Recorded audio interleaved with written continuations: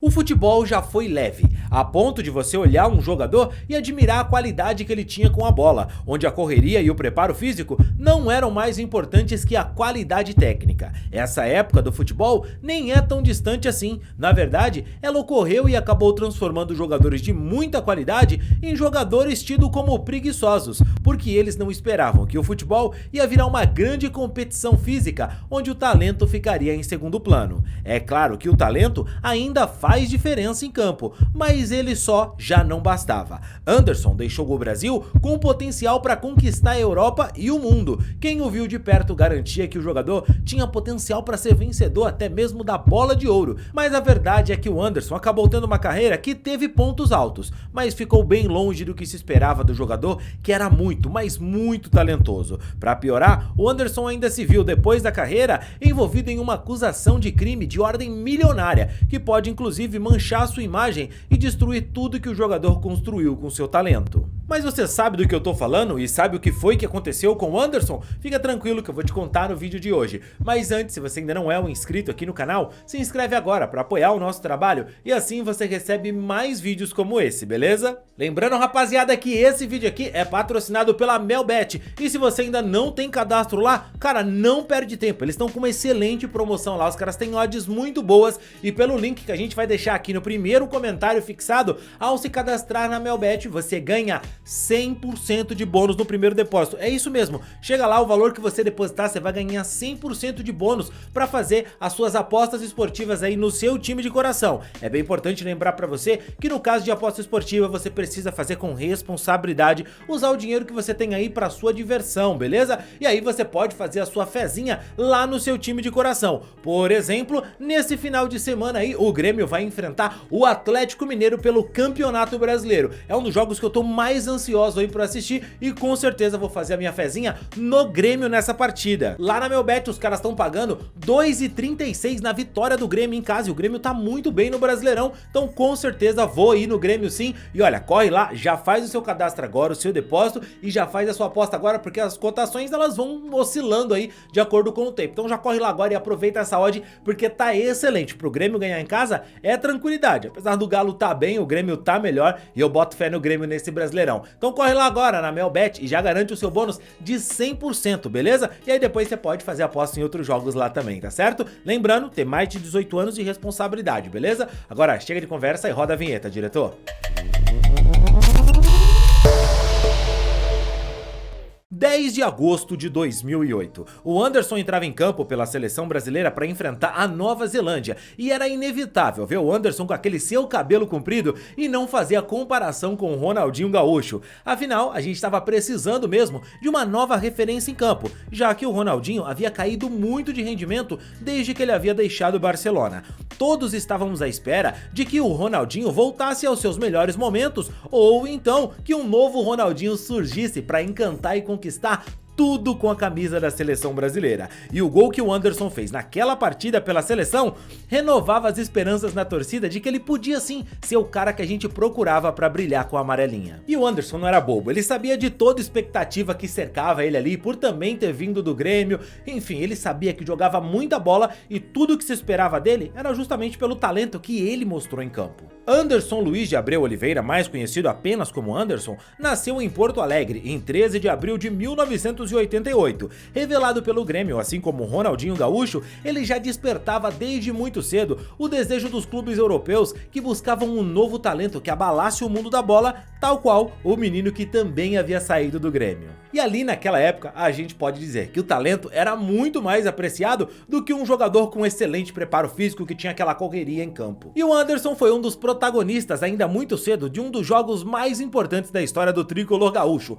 a Batalha dos Aflitos. Ele deu um título pro Grêmio e depois rumou pro continente europeu. Ele começaria ali a construir uma história vitoriosa que no Brasil aqui, poucos sabem o quanto esse jogador representou e mostrou de talento na Europa. Para muitos, inclusive, que viram o Anderson de perto no velho continente, acha que o Anderson era um talento extraordinário, que se perdeu por não ter foco. Todos acreditavam que o Anderson podia ter conquistado muito mais, mas isso não significa que ele não ganhou nada, muito longe disso, cara. No Porto, por exemplo, ele foi bicampeão português e chamou a atenção do Manchester United, onde ele conquistou tantos troféus que hoje parece algo inacreditável e até inalcançável para um jogador brasileiro que chegue ao United. Pra você ter uma ideia do que eu tô falando, na passagem dele pelos Red Devils, ele conquistou 10 títulos com a camisa do United, sendo 4 da Premier League, uma Champions League, na decisão da Liga dos Campeões, inclusive diante do Chelsea. Não sei se você se lembra, mas o Anderson foi o responsável por cobrar o pênalti que deu o título ao time do Alex Ferguson. E pra você bater um pênalti decisivo, valendo um título de Champions League, meu amigo, num time que tinha Ferdinand, Cristiano Ronaldo e tantos outros feras, realmente você tinha que confiar muito no seu taco, tá? E embora o Anderson tivesse todo esse talento, os jogadores concordavam que ele tinha meio um quê de deixa a vida me levar. Bom, e como vocês já sabem, o trabalho duro sempre vai vencer o talento que não trabalha duro. Não é que o Anderson não trabalhasse, mas veja, no Manchester United ele era companheiro de Cristiano Ronaldo, e essa brincadeira ficou famosa nas redes sociais, você se lembra? For me, the best player in the world ever, Diego Maradona. Me.